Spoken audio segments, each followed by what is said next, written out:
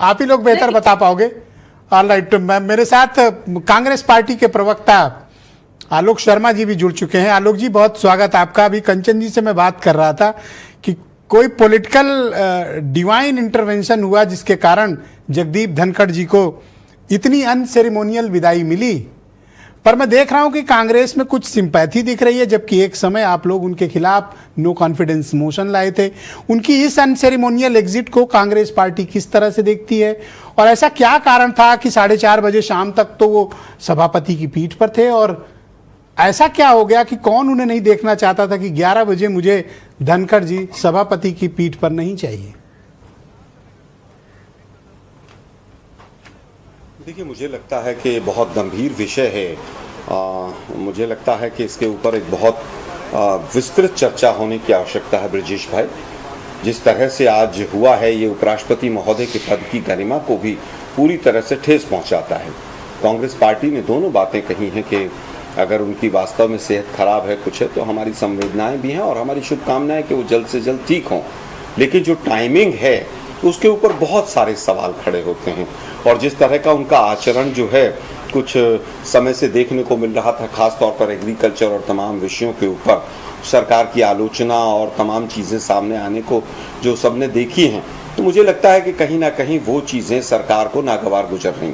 लेकिन इतनी क्या नागवार गुजर रही थी कि कल संसद का सत्र शुरू होता है और पहले दिन ही जिस तरह से नड्डा साहब और किरण रिजिजू जी मीटिंग में भी नहीं गए, और उसके बाद तुरंत जिस तरह से उनका इस्तीफा आना बहुत ही भारतीय लोकतंत्र के लिए दुर्भाग्यपूर्ण है।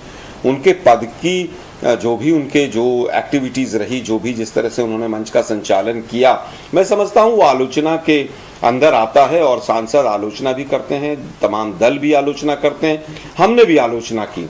लेकिन जिस तरह से जो हुआ है ये बहुत ही निंदनीय और शोचनीय है कि अगर किसी तरह का कोई दबाव उनके ऊपर बना और कहीं पर उनके ऊपर इस तरह का कोई ऐसा कुछ कराने की उनको सरकार कुछ ऐसा संचालन करवाना चाहती थी संसद में जो शायद वो नहीं करना चाहते हों। अभी इस तमाम कयास हैं, लेकिन मुझे लगता है बीजेपी और आरएसएस के बीच में भी काफ़ी बड़ी खाई बनती हुई नज़र आ रही है।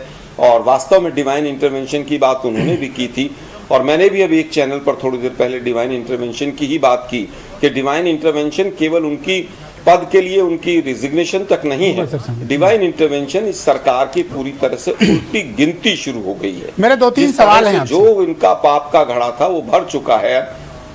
जिस सभापति ने कांग्रेस के राज्यसभा सांसदों पर, विपक्ष के राज्यसभा सांसदों पर सस्पेंशन से लेकर सदन में बोलने न देने तक की, या बार बार इंटरफेयर करके मुद्दों को डिरेल करने का आरोप लगाते थे, सत्ता पक्ष की तरफ से सभापति का काम करने के आरोप लगाते थे, आपकी पार्टी के नेतृत्व में धनखड़ जी के खिलाफ नो कॉन्फिडेंस मोशन लाया गया, पर आज वही कांग्रेस पार्टी और वही आलोक शर्मा मुझे कुछ सहानुभूति रखते हुए दिखाई दे रहे हैं। आपके स्टैंड में बदलाव क्यों है?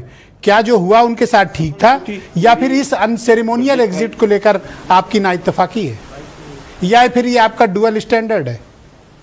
देखिए, बिल्कुल ये एक नहीं, बिल्कुल ड्यूअल स्टैंडर्ड नहीं है। मैंने कहा कि जो भी आलोचना हमने आज तक की ब्रजेश भाई, आज भी आलोक शर्मा भी और कांग्रेस पार्टी भी उन तमाम आलोचनाओं के ऊपर स्टैंड करते हैं।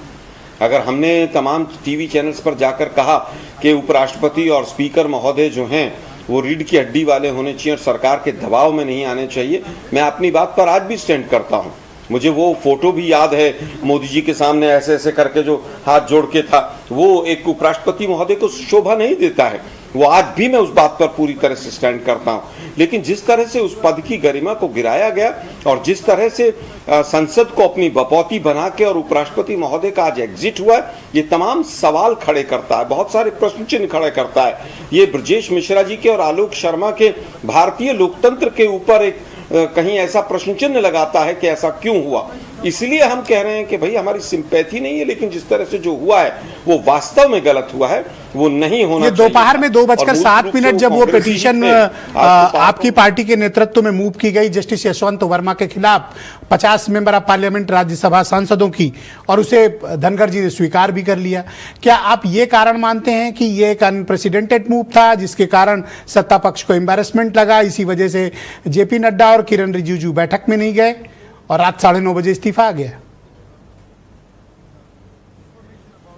देखिए, ये भी एक कारण हो सकता है, लेकिन मैं इसको बहुत बड़ा कारण नहीं मानता हूँ, क्योंकि जस्टिस वर्मा के खिलाफ दिल्ली यहाँ पर बार काउंसिल में या कहीं पर भी वकीलों ने किसी भी तरह का कोई प्रश्न चिन्ह नहीं लगाया।